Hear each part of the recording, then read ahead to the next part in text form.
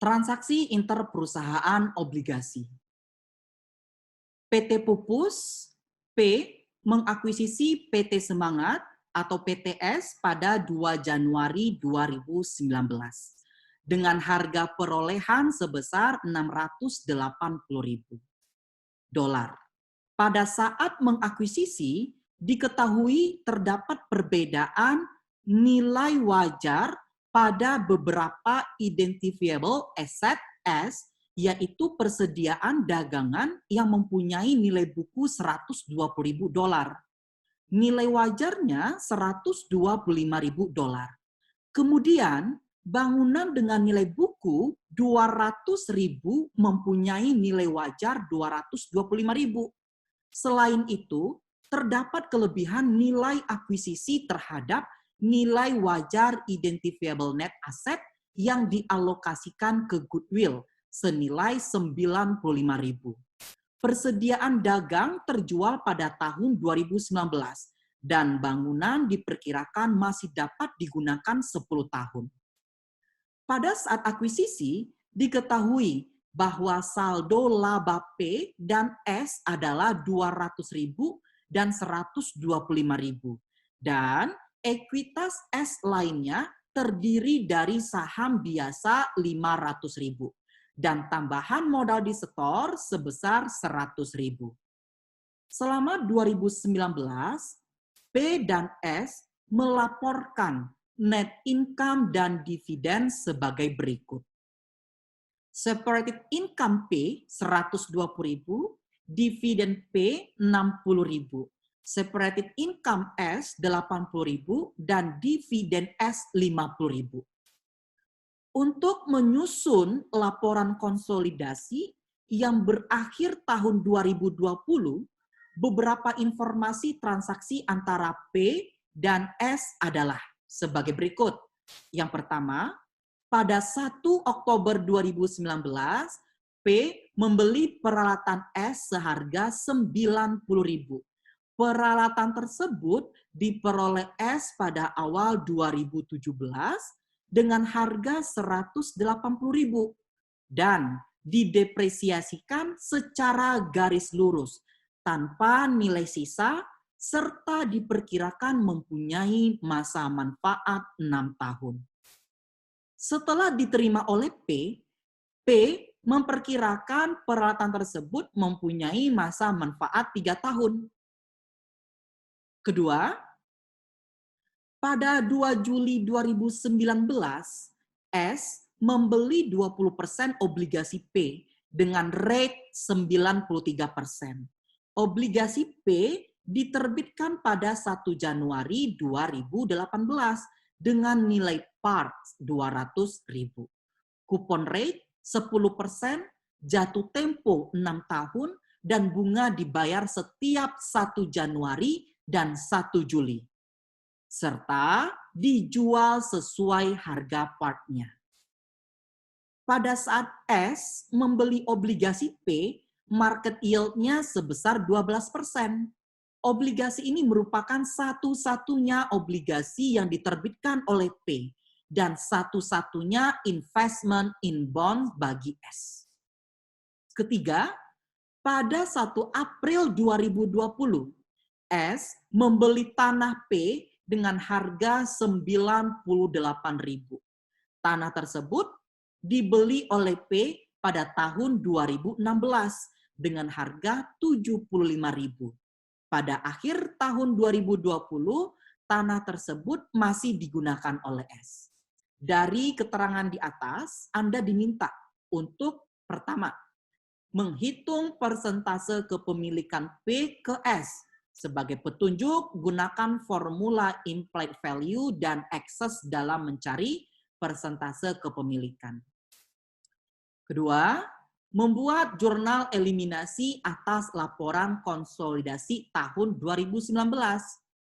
Ketiga, menghitung income from S tahun 2019 dan 2020. 4, melengkapi kertas kerja terlampir. Nah, berikut kertas kerja terlampir yaitu Desember 2020. Artinya, kertas kerja atau laporan keuangan konsolidasi dibuat di tahun kedua karena mengakuisisi awal 2019. Sekarang kita menggunakan metode biaya. Kita mulai karena tidak ada informasi nilai wajar NCI, kita pakai implied value. Implied value. Berapa? Tidak diketahui berapa persentasenya. Investasinya 680. Kita buat tanda tanya terlebih dahulu. Ya, di sini kita kasih keterangan 680.000 dibagi sekian persen. Ya. Kemudian equity S, common stock, RE. Common stock-nya berapa pada saat akuisisi? Pada saat akuisisi diketahui bahwa saldo laba P dan S 225. Berarti RE-nya 125.000. Ekuitas S lainnya terdiri dari saham biasa 500,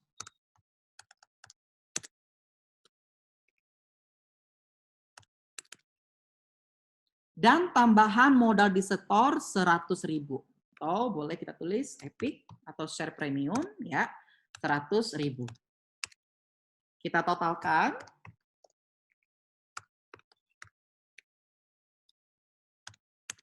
$725.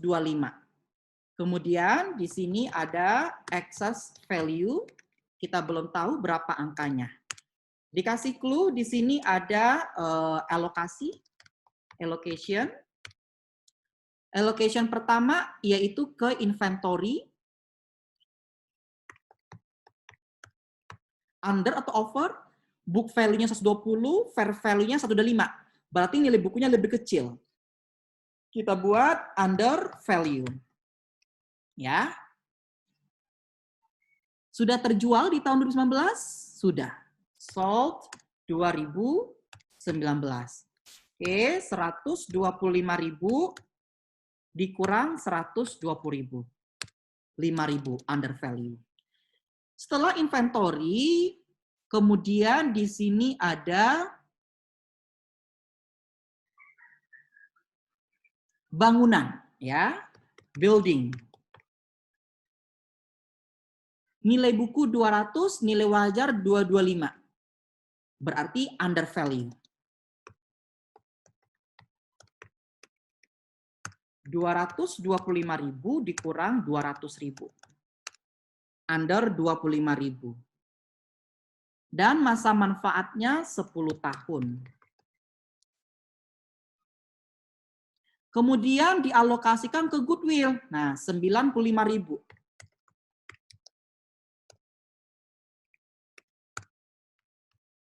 Oke. Berarti ini total excess-nya.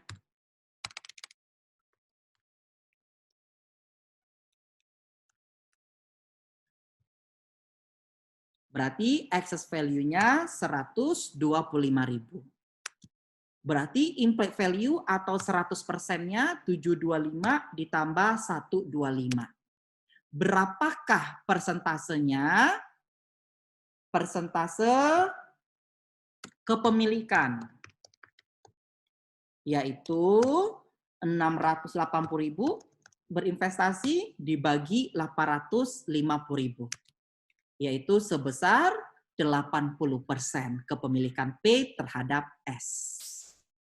Menjawab pertanyaan nomor 1. Ya. Kemudian, sebelum menjawab nomor 2, 3, 4, kita buat dulu perhitungan seperti biasa, membuat tabel amortisasi untuk excess value.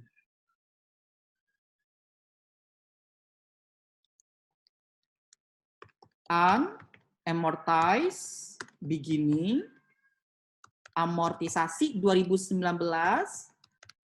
amortize ending 2019, amortize 2020, dan unamortize ending 2020. Inventory 5.000, building 25, dan goodwill 95. Inventory yang terjual 2019 berarti seluruhnya dikurangkan. Building selama 10 tahun, amortisasi per tahunnya 2.500 dan goodwill tidak diamortisasi, 0.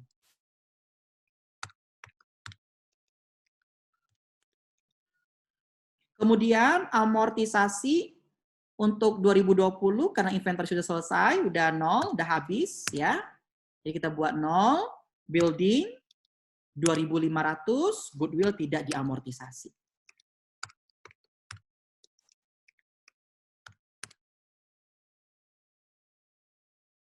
Totalkan amortisasi 2019 minus 7.500, total amortisasi 2020 minus 2.500. Setelah itu kita buat bonds, transaksi bonds. Oke, untuk transaksi bonds yang informasi nomor 2, S membeli berarti downstream. Bagi P merupakan bonds payable.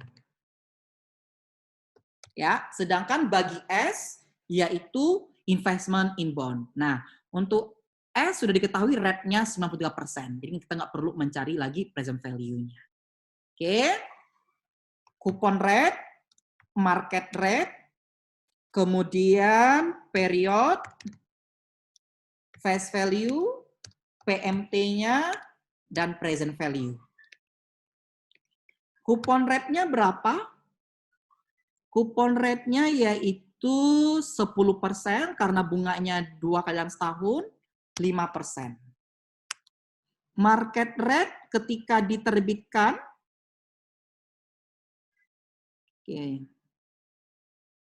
yaitu 12%, sorry, serta dijual pada harga, enggak, serta dijual sesuai harga partnya. Nah, berarti kalau sesuai dengan harga partnya, berarti no premium, no discount. Artinya coupon rate sama market rate-nya sama, yaitu 5%. Ya, berbeda dengan dibeli oleh si S. Coupon rate-nya 10%, dibeli oleh S, pada saat itu yield-nya 12%. Ya. Periodenya berapa? Yaitu 6 tahun atau 12 periode. Oke, face value-nya 200. PMT-nya 200.000 dikalikan 5%. Present value-nya karena dia at part pastinya 200.000. Bisa kita uji ya dari rumus present value. 5%, period, PMT, face value. Ya, 200.000 karena at part. Berikutnya kita buat tabel amortisasi. Nah, untuk tabel amortisasi bonds payable ini kan at part ya. Tapi nggak apa-apa kita buat untuk mempermudah perhitungan berikutnya. Bonds payable. Date, interest, expense, cash paid atau payable, amortization, dan carrying value. Dimulai 1 Januari 2018. 1 Januari 2018. Sampai tahun 2020. Kemudian 1 Juli 2018. 1 Januari 2019. 1 Juli 2019.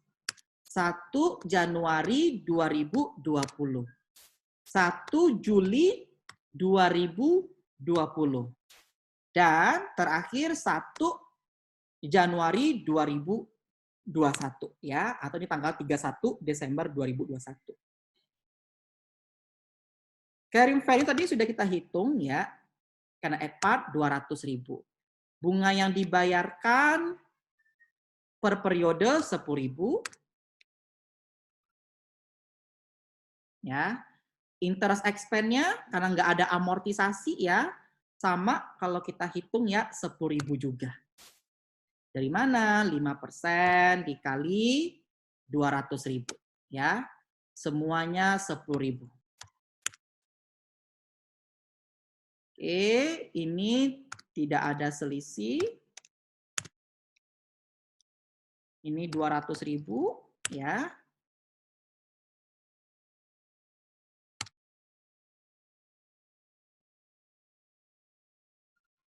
Nah, sekarang bagian tabel amortisasi, diskon atau premium investment in bond.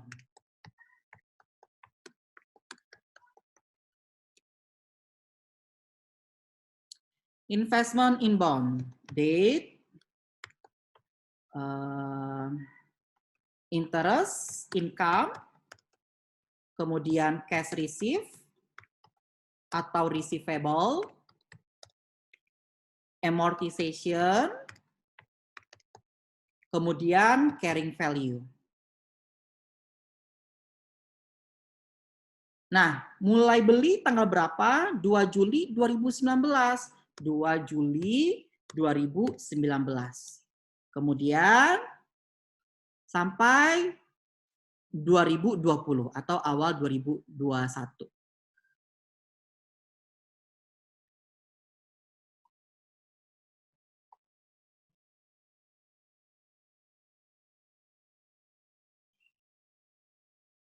Nah, carrying value-nya berapa? Dibeli 200.000. Dari 200.000 itu belinya berapa? Yaitu dibeli sebesar 20%. 20% dikali 200.000. Kalau dari sini 40.000. Rate-nya atau kursnya 93%. Kalau lihat dari kursnya kan di bawah 100%, berarti dia diskon ya. 37.200. 200.000 kali 20% kan 40.000 ya nominalnya. Carrying value-nya 37.200, berarti at discount. Cash receive-nya berapa? Yaitu sebesar 5% dikali 40.000. 2.000. Kemudian interest income, yield-nya 6%, 12% bagi 2, 6% dikali carrying value. Amor, selisihkan interest income dengan cash receive. Karena diskon, carrying value-nya ditambah dengan amor.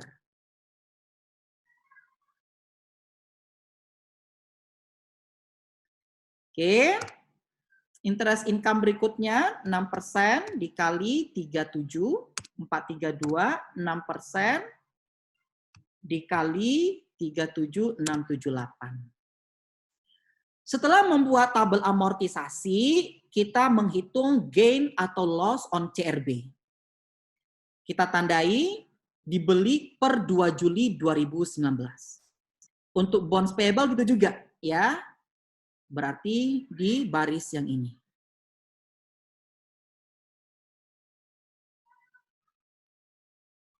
Ya. Sekarang kita hitung gain atau loss-nya. Harga beli bonds diselisihkan dengan carrying value. Berapa harga beli bonds? 37.200. Berapa carrying value-nya? 200.000 dikali 20%. 40.000. Ada utang 40.000. Dilunasi atau dibayar 37.000. Berarti untuk bonds ada gain on constructive retirement atau gain on CRB, yaitu sebesar 2.800. Nah, berikutnya kita mencari income from S. Tapi kalau kita lihat untuk informasi tambahan ini atau transaksi interperusahaan lain, ada tanah dan ada equipment. Ya, tanah kan 2020. Equipment ini belinya 1 Oktober 2019. Kemudian tidak diinformasikan berapa sih yang sudah disusutkan. atau tidak diinformasikan accumulated depreciation-nya, maka dicari dulu. Ya, oke, bagi si P tadinya 6 tahun, kemudian dibeli, bagi si S ya, kemudian menjadi 3 tahun. Ya. Oke, tadi taksirannya 6 tahun, setelah diterima oleh P memperkirakan peralatan tersebut mempunyai masa manfaat 3 tahun. Kita buat sini untuk perhitungan equipment, untuk mempermudah tahapan berikutnya. Equipment. Harga jual. Ini upstream, dijual oleh S 1 Oktober 2016, yaitu 90.000.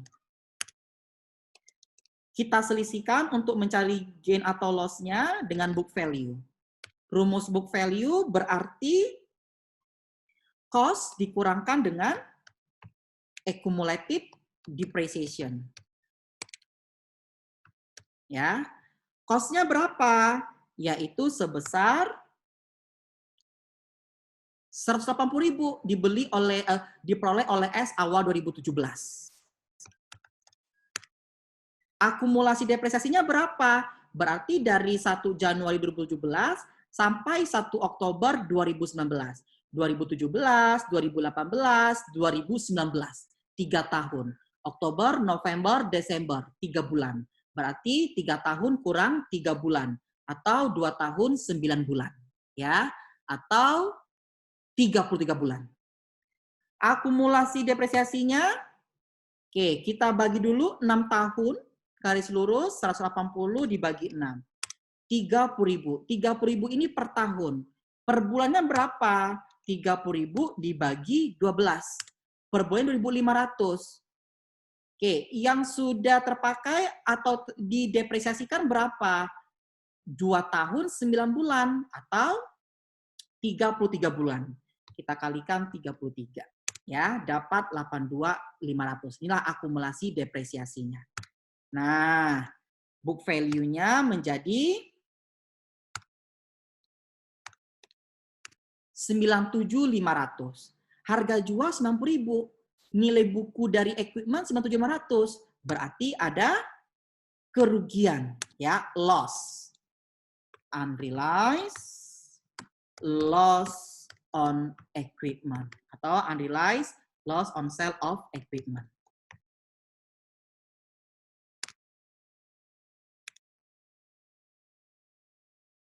Ya. Jadi loss. Untuk piecemeal bagaimana? 7.500 dibagi dengan periodenya sisanya 3 tahun. Ya. Oke, sudah selesai. Sekarang kita buat, karena diminta 2019 dan 2020, ya, kita buat dulu tahun 2020. Net income, kemudian amortization, adjusted income, ya. Di sini ada CI 80% tadi kepemilikannya sudah kita cari. Kemudian NCI 20%. Net income 2020 belum ada. Ya. Oke, kita lengkapi dulu si S ini. Di laporan laba rugi S, ingat sini ada transaksi obligasi bagi si S itu merupakan investment in bond, ya. Investment in bond. Artinya bagi si S dia menerima bunga. Ya, di sini ada interest income. Selama 2020. Kita isi dulu investment interest income-nya 2246 ditambah 2261, yaitu 4507 positif. Karena income. Kita hitung net income S 119.507. Pindahkan ke perhitungan. Ya. Amortisasi 2020 2.500. Adjusted income-nya 117.007. Untuk CI kalikan 80%. Dan untuk NCI dikalikan 20%. Nah, baru dimasukkan transaksi interperusahaan. Ini tahun 2020, berarti semuanya masuk ya, equipment, obligasi, dan tanah. Kita mulai dari equipment dulu. Equipment 2019 penjualannya berarti 2020 hanya realize ya, karena 2019 unrealized, 2020 realize. Realize loss equipment. Berapa? 2020 berarti full year, 1 tahun penuh. 7.500 dibagi 3 ya, 2.500. Ketika unrealized loss dia positif. Ketika realized loss tahun berikutnya ya, dia negatif. Karena transaksi upstream dibagi proporsional sesuai dengan kepemilikan. Kalikan 80% untuk CI dan kalikan 20% untuk NCI. Kemudian untuk bonds, bond juga 2019, ini tahun 2020. Berarti hanya piecemeal,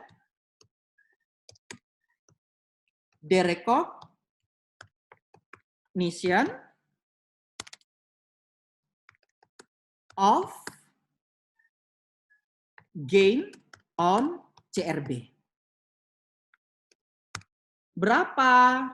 20% dikalikan. Nah, ini tahun 2020. 10.000 tambah 10.000. Ya, 4.000. Dikurangkan interest income-nya 2246 tambah 2261. Ya, 507. Ketika gain di tahun pertama positif, piecemeal derecognition-nya negatif. Karena transaksi bond downstream seluruhnya untuk CI. Berikutnya, tanah. Harga jual 98, cost-nya 75. Downstream. Unrealized gain land, ya, tanah. Berapa? Yaitu 98.000 dikurang 75.000. 23.000 karena downstream seluruhnya untuk CI. Sudah selesai, baru kita ketemu income recognize.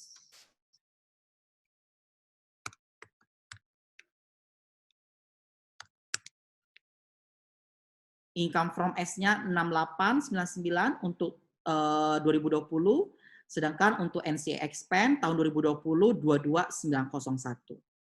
Sekarang kita cari income recognized di tahun 2019.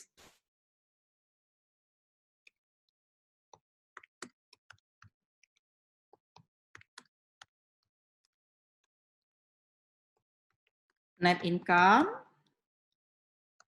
amortization, adjusted income. Net income-nya berapa? Nah, di soal sudah diinformasikan untuk S separate income-nya 80.000.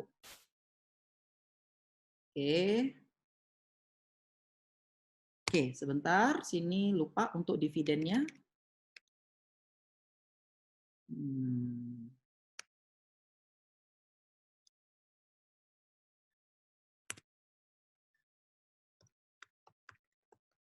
Dividen 2020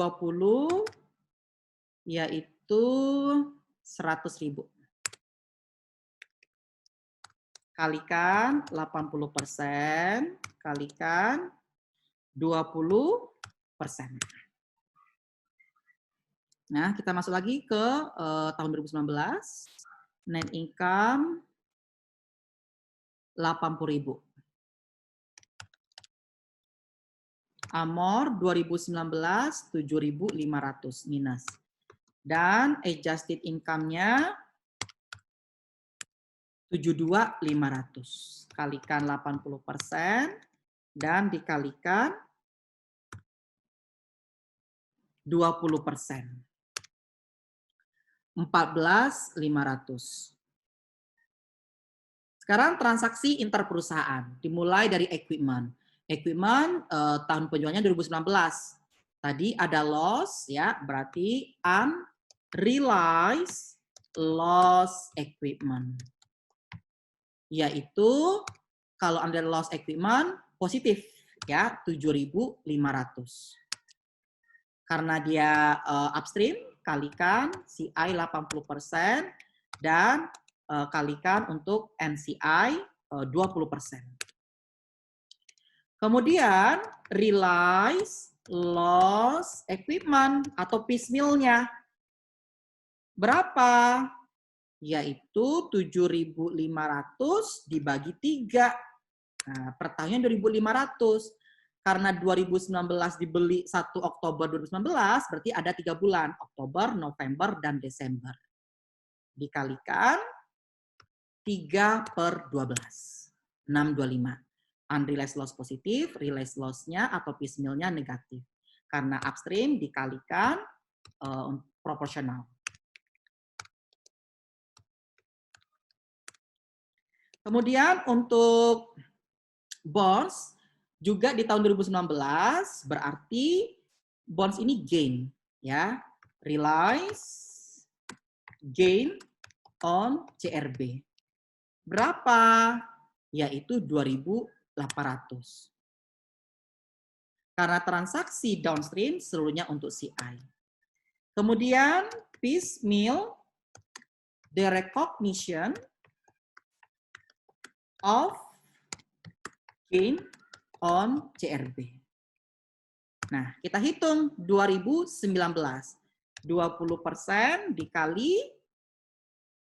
interest expense-nya 10.000. Kemudian diselisihkan sama interest income 2019. Ya, 232. Realized gain on CRB positif, piecemeal derecognition-nya negatif.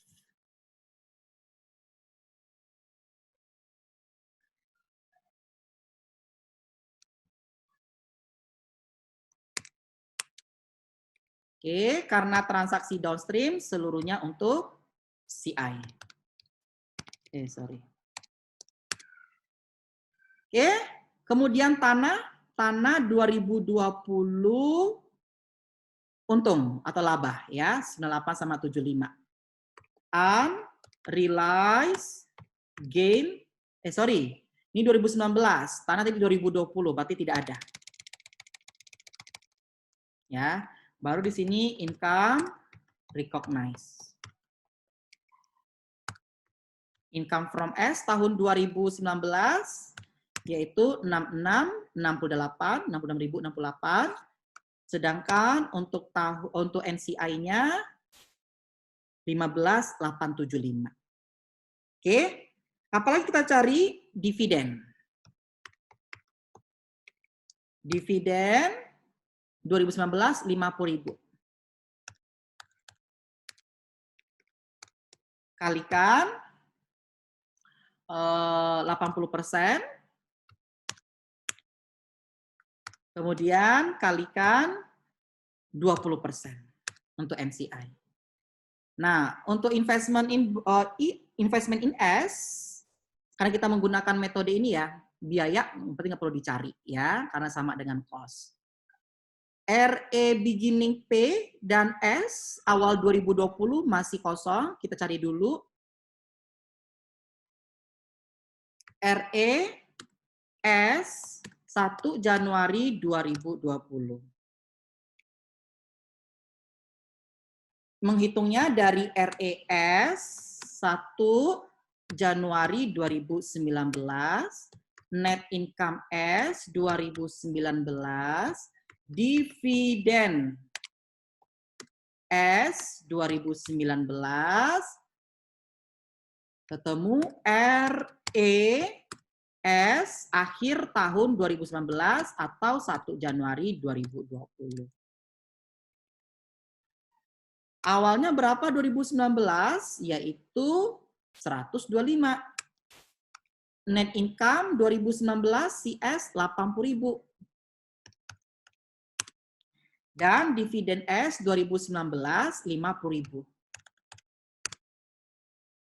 Kita hitung RE ending S 2019 atau awal 2020 155.000. Kemudian untuk REP 1 Januari 2020.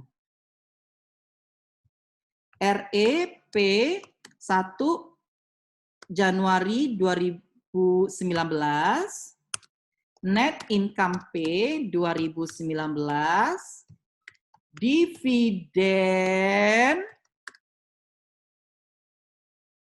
income 2019, dan RE ending atau beginning P. Oke. Berapakah saldo laba P 2019? Di soal sudah ada informasinya, yaitu pada saat akuisisi saldo laba P 200. Kemudian net income P 2019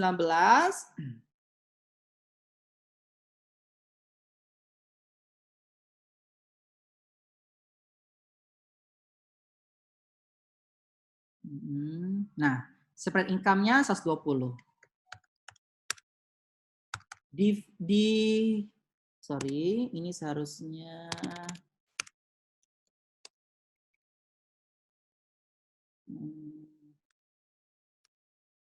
ya, dividen dulu. P 2019 yaitu sebesar 60.000. Dividen income 2019 40.000. Totalkan. Oke, berarti REP-nya awal 2020 300.000. Sekarang kita jurnal ya. Adjustment and elimination. Kita mulai tahun 2019. Pertama, error and omission. No entry. Kedua, intercompany profit. Kita mulai 2019 jual beli equipment. Karena loss berarti equipment pada loss on sale ya of equipment atau loss on equipment. Berapa? Yaitu sebesar 7.500. Kemudian yang 3 bulannya realized depreciation expense pada accumulated depreciation.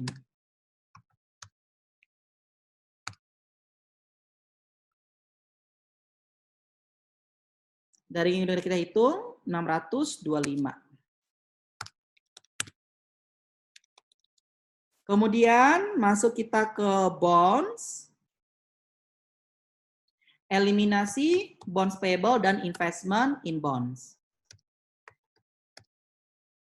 Oke, tadi bonds-nya kan gain ya. Oke, berarti dia dikredit. Gain on CRB. Kreditnya investment in bonds. Oke, ini masih di tahun pertama. Bonds payable yaitu sebesar 200.000 akhir tahun 2019 dikali 20%. Investment in bonds yaitu sebesar 37 ya 37432. Selisihnya ke gain on CRB. Kemudian eliminasi interest income dan interest expense.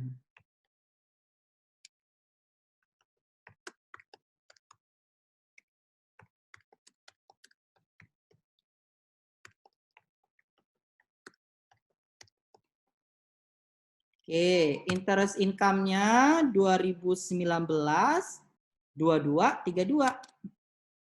2019 interest expense-nya 10.000 dikalikan 20%. Selisihnya gain on CRB. Bisa kita cek 2568 ditambah 232. 2.800 sesuai dengan kita hitung tadi 2.800. Kemudian tanah 2020 ini 2019 sudah selesai. Nomor 2, nomor 3 karena kita menggunakan metode biaya dividend income and dividend S. Debit dividend income, kredit dividend S. Berapa tahun 2019? Yaitu 40.000.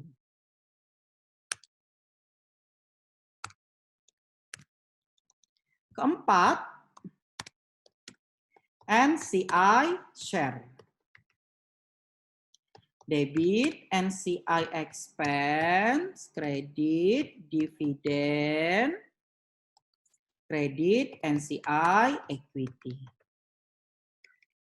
NCI expense-nya 2019 15.875. Dividen yaitu sebesar 10.000. Sehingga NCI equity 5875. Kelima, investment in S and equity S. Oke, kita pindahkan tadi perhitungan common stock ya, RE, EPIC, kemudian inventory. Nah, ini tahun pertama ya. Building, goodwill.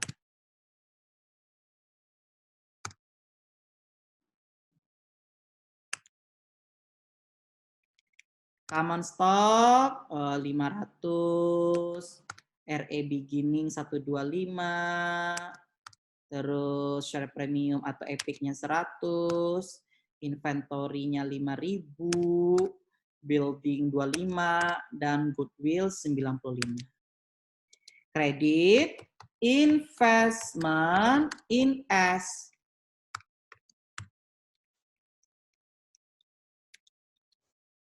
Kalikan 80%. Ya, 680. Dicek harus sesuai dengan besar investasi. 680. Kemudian kreditnya NCI equity.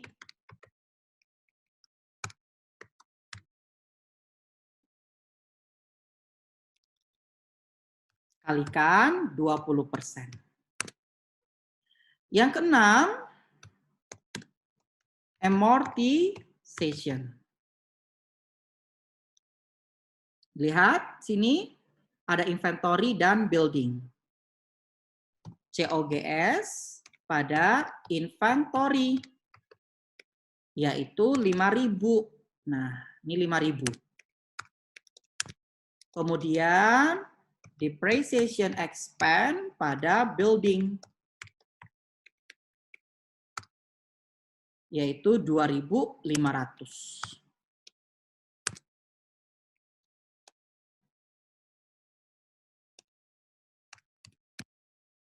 Oke. Ketujuh, other reciprocal ya, dari obligasi tadi. Interest payable pada interest receivable. Nah, bunga dibayarkan 1 Januari dan 1 Juli ya. Ini masih di akhir tahun ya. 10.000 dikali 20%. Interest receivable-nya 2019 yaitu 2.000.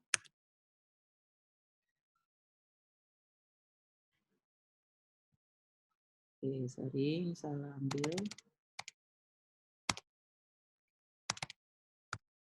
10.000 ya dikali 20%. Nah, karena tahun pertama berarti karena kita menggunakan cost method nggak ada kecap ya, langsung kita jumlahkan.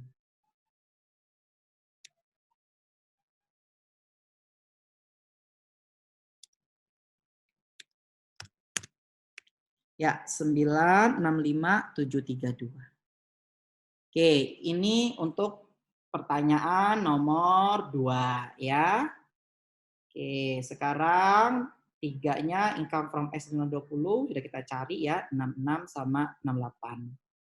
Oke, langsung kita untuk kertas kerja 2020 berarti kita buat dulu adjustment dan eliminasi di tahun 2020. Nah, pertama, error and omission. No entry. Yang kedua, intercompany profit. Oke, nah tahun kedua berarti nggak ada lagi loss ini ya. Karena di loss, debitnya equipment, loss-nya kita ganti karena menggunakan metode biaya ya dengan RE karena ini transaksi upstream. Sorry, ini dulu yang sudah ini 2020 yang sudah terrealisasikan 3 bulan ya 2019 accumulated depreciation, kemudian RE karena upstream, NCI, equity.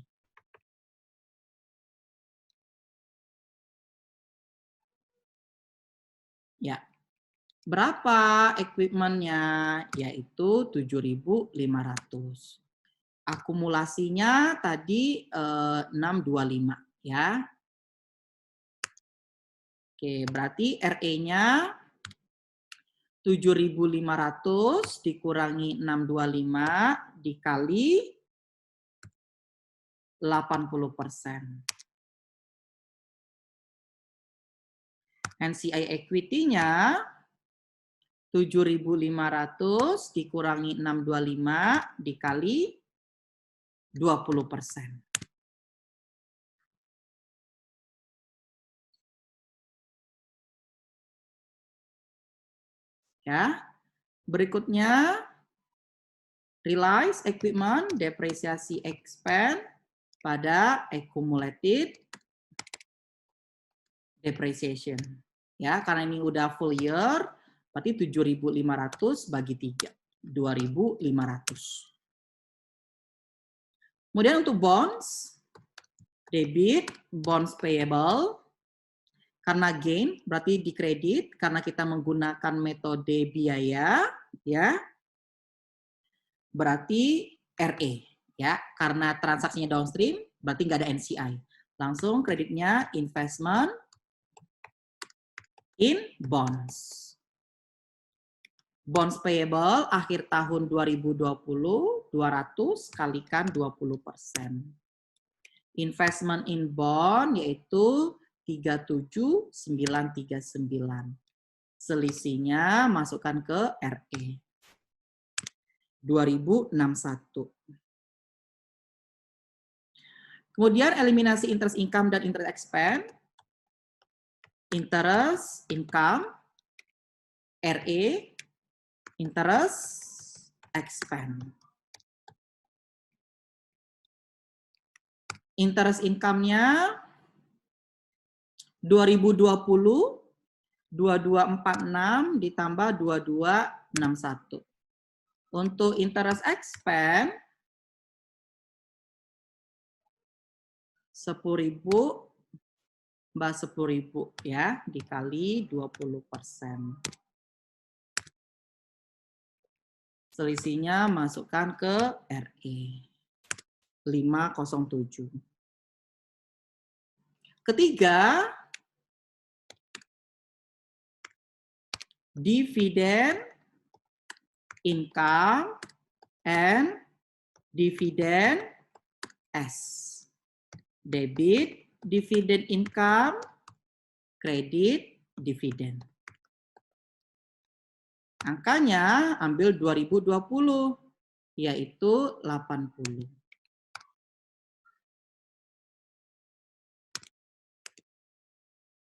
Keempat, NCI share. NCI expense. Oke, NCI expense-nya 2020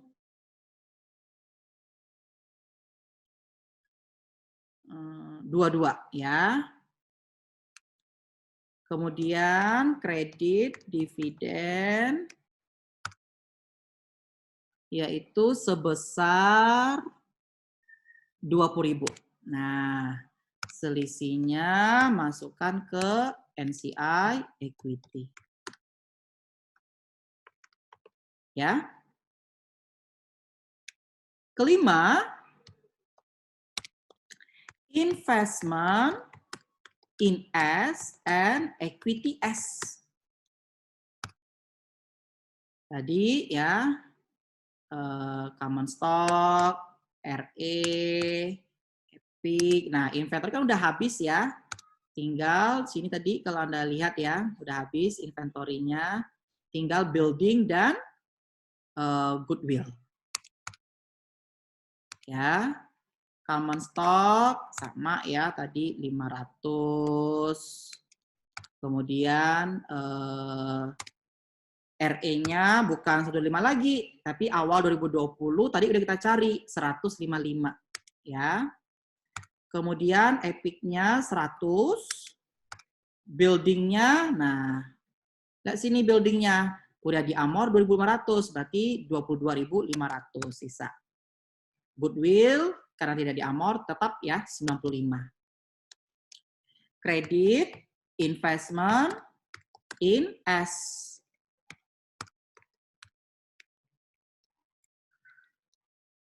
Kalikan 80%. Kemudian kredit NCI equity.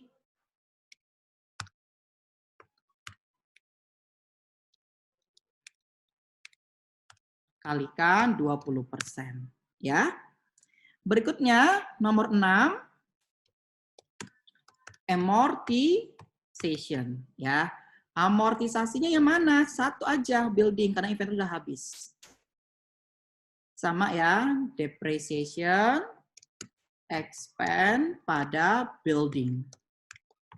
Yaitu sebesar 2.500. Nomor 7, other reciprocal. Yaitu interest payable pada interest receivable. Berapa interest payable akhir tahun 2020?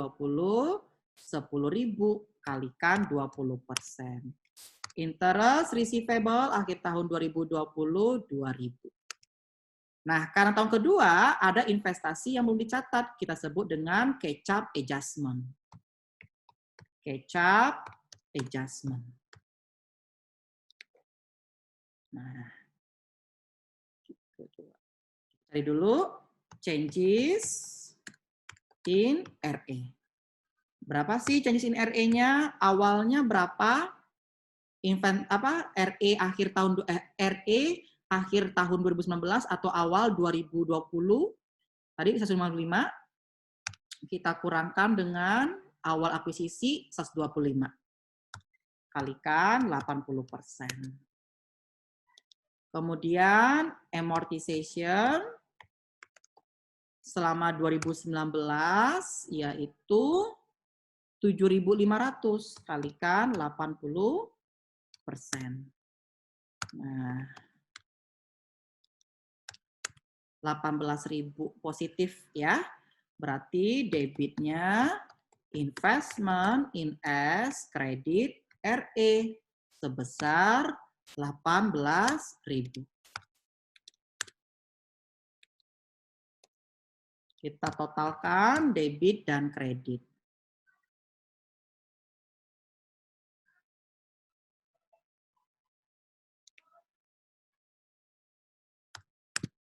Satu lima dua 408.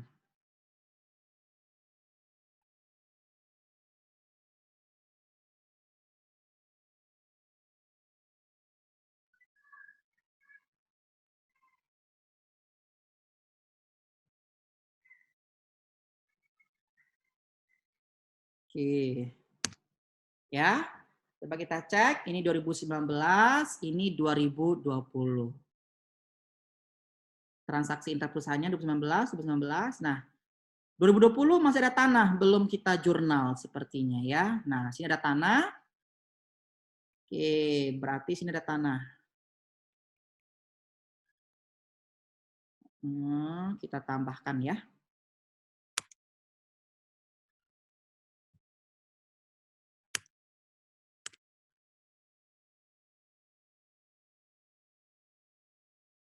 Ya, tanah tadi 2020 23.000 gain ya. Berarti gain on sale of land pada land ya. Sebesar 23.000. Nah, ini dia. Oke. Coba kita ulang lagi.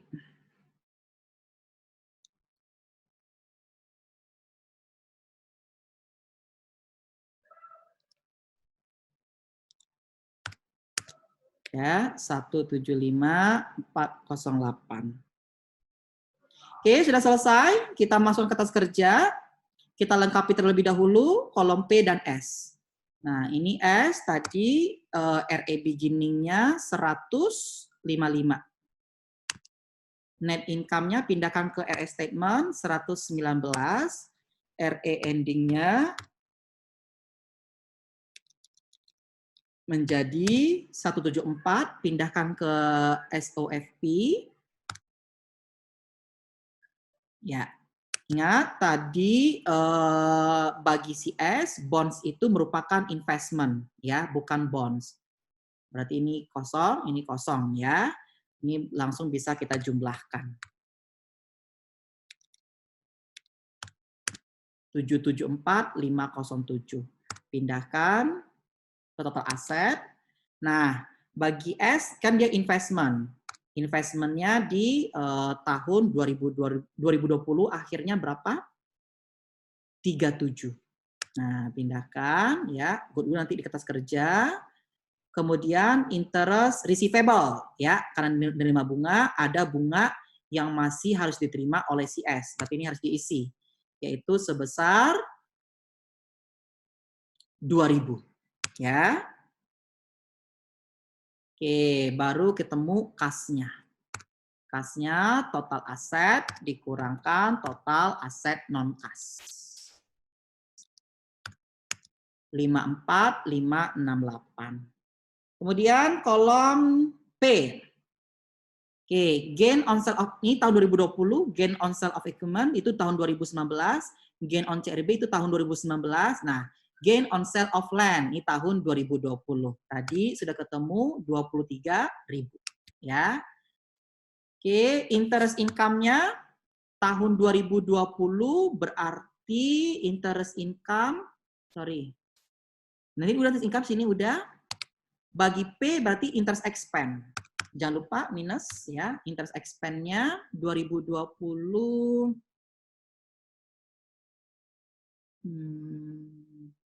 Nah, ini ya. 10.000 tambah 10.000. 20.000 ya. Karena kita menggunakan cost method, berarti di sini dividend income. Yaitu sebesar, tadi udah kita cari, 80.000. Oke, kita hitung net income P.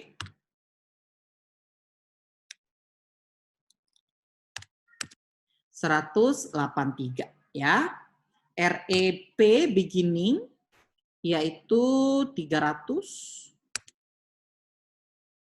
Net income-nya pindahkan dari income statement 183 ya. RE ending di RE statement 333 pindahkan ke SOFP 3333 ya. Nah, kolom P tadi dia bonds-nya kan dia yang menerbitkan interest payable. Berarti dia bayar bunga, dia bonds payable-nya ya. Nah, interest payable-nya berapa akhir tahun 2020? Yaitu 10.000 ya.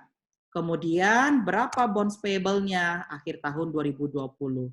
200.000. Oke. Sudah terisi semua, kita jumlahkan total liability dan equity. 1883 pindahkan ke total aset. Ya. Oke, investment ini udah, investment in S karena kita menggunakan cost method berarti kan 680.000.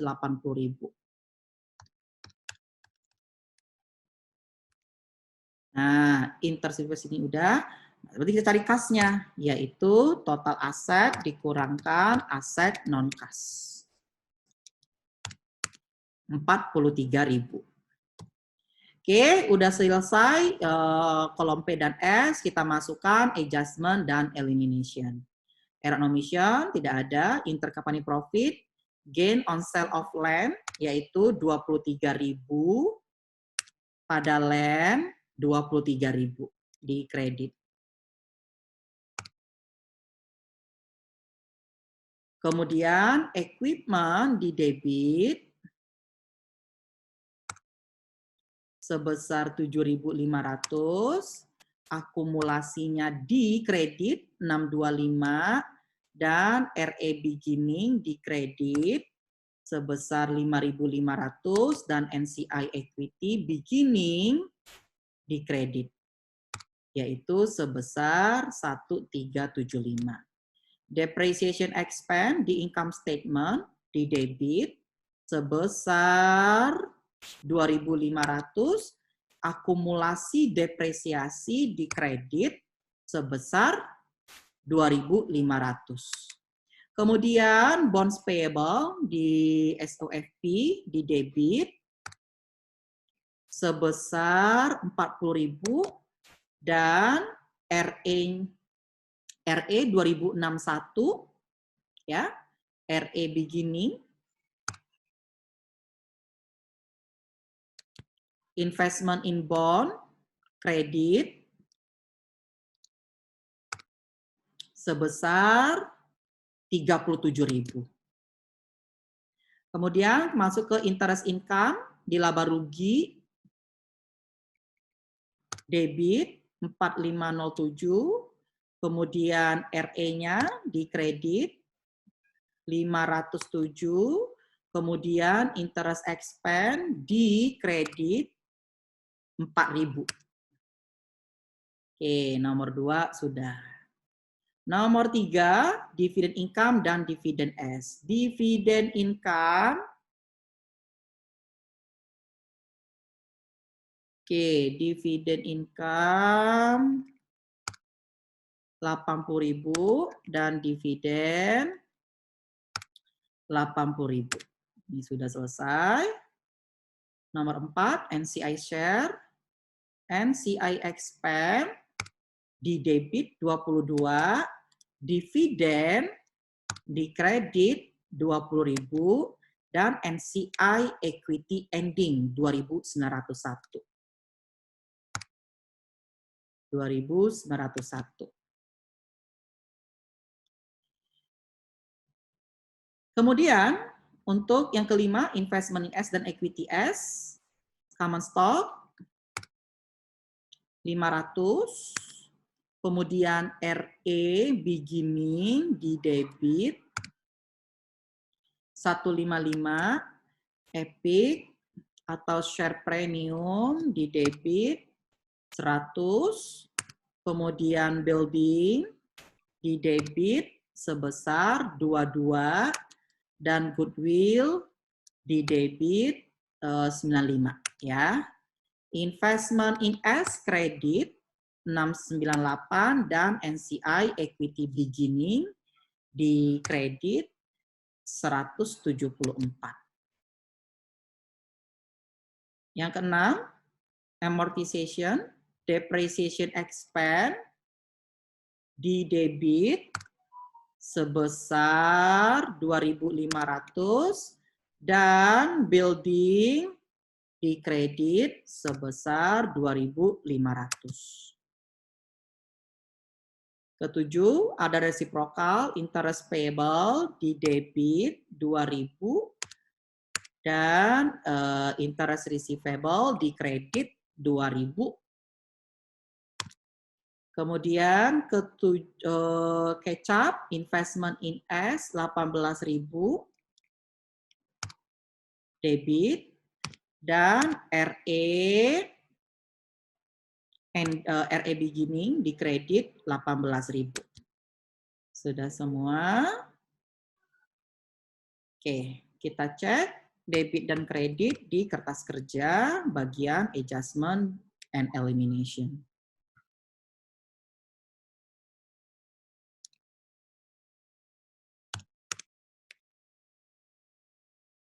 Satu 75408. Ya, sudah sama ya. Sekarang kita konsol. P tambah S kurangi debit tambah kredit. Nah, ini bagian income statement dulu. Pastikan dividend income-nya 0 ya. Net income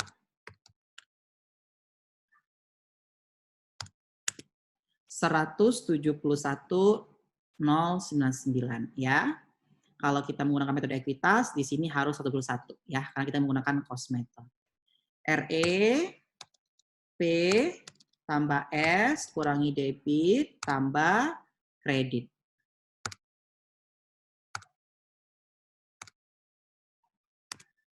Ya, 326. Kemudian untuk net income pindahkan dari income statement. Nah, untuk dividen 100 habis, sisa 150.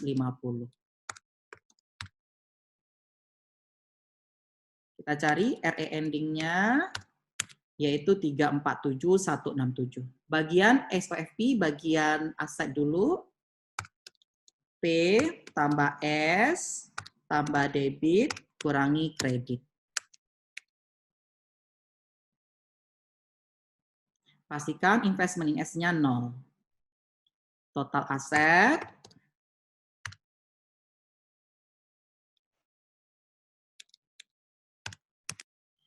2033943. Bagian liability dan equity P tambah S kurangi debit tambah kredit. Untuk RE dari RE ending-nya 347. Bisa kita totalkan.